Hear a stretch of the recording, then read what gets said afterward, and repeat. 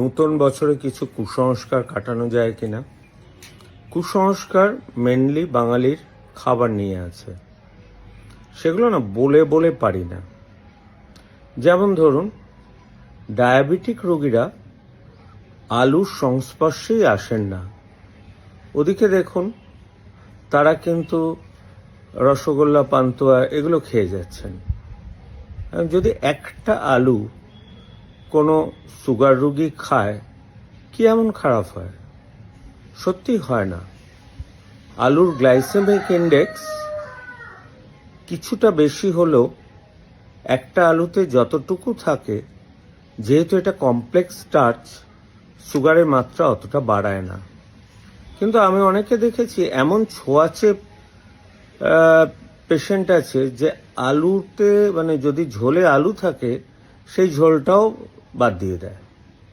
না, সেটা করবেন না।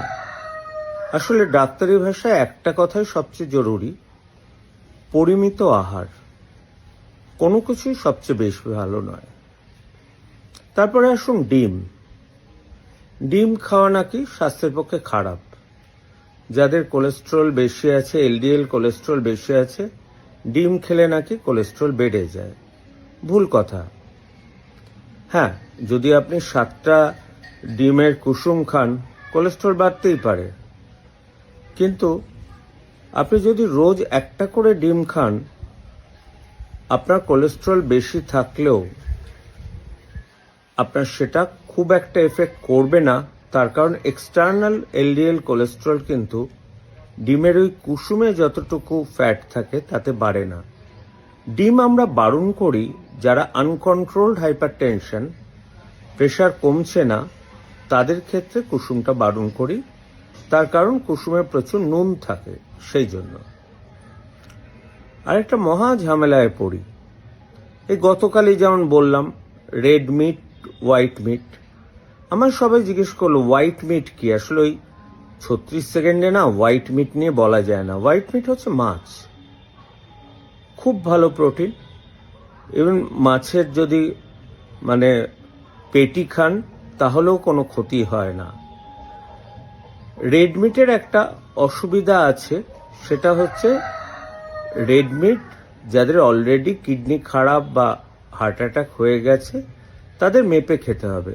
কিন্তু যারা ইয়ং ছেলে, জিম করে, স্বাস্থ্যের দিক থেকে ভালো, তারা রেড মিট, যেমন আমি কালকে বলেছি, 500 গ্রাম খাবেন সপ্তাহে। কিন্তু প্রিপারেশনটা একটু খেয়াল রাখবেন। ওই প্রচুর তেল দিয়ে রান্নাটা করবেন না। মুখে সুস্বাদু রাখার দরকার নেই। হ্যাঁ, দেখুন, বাইরের দেশে ওদের যা মুখের স্বাদ, ওরা অলিভ অয়েল দিয়ে রান্না খেতে পারে। আমাদের গরিব দেশে সর্ষের তেল যথেষ্ট ভালো। কিন্তু খুব ডিপলি ফ্রাইড কোনোটা কিছু করবেন না। চতুর্থ কুসংস্কার আমার মনে হয় নতুন বছরেই কেটে যাক। সেটা হচ্ছে ইউরিক অ্যাসিড। যত দোষ নন্দঘোষ, সেই নন্দঘোষ হচ্ছে ইউরিক অ্যাসিড। আপনার হাতে ব্যথা, পায়ে ব্যথা, মাথায় ব্যথা, সব ইউরিক অ্যাসিড। একদম ভুল ধারণা। ইউরিক অ্যাসিড একটা এসেনশিয়াল জিনিস। নর্মাল ইউরিক অ্যাসিডের মাত্রা ছেলেদের ক্ষেত্রে 8, আর মেয়েদের ক্ষেত্রে আপ টু 7। আর আমরা কিন্তু 6 হলে ইউরিক অ্যাসিড অনেক বেশি বলে লাফাই, কিন্তু তার চেয়ে বেশি অনেক ইম্পর্টেন্ট জিনিস, যে এলডিএল কোলেস্ট্রল বেশি, এইচডিএল কম, এগুলোর দিকে তাকাই না। ইউরিক অ্যাসিড বাড়ে মাত্র 3টে জিনিসে: একটা রেড মিট, একটা সি ফুড, আর একটা লিভার, যারা অ্যালকোহল খায়, বিয়ার। এছাড়া উদ্ভিজ প্রোটিনে কিন্তু ইউরিক অ্যাসিড বাড়ে না। নিশ্চিন্তে আমরা শিম এগুলো খেতে পারি, অবশ্যই সাধারণ মাত্রায়। সারাদিন ধরে শিম খেলে ইউরিক অ্যাসিড বাড়বে কি বাড়বে না, এ নিয়ে কোনো গবেষণা হয়নি, কিন্তু আমাদের মাথায় ঢুকে গেছে। আর সুস্থ জীবন যাপন করতে গেলে 7 ঘন্টা ঘুম, হাঁটা, আর মনের দিক থেকে শান্তিতে থাকা, টেনশন ফ্রি থাকুন। তাহলেই দেখবেন ওই অনেক মিথ চলে যাবে। খাওয়ার অনেক ভালো জিনিস আপনারা খাওয়া থেকে বঞ্চিত হন, সেখান থেকে রেহাই পাবেন।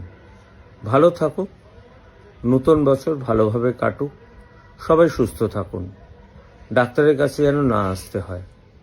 ভালো থাকবেন।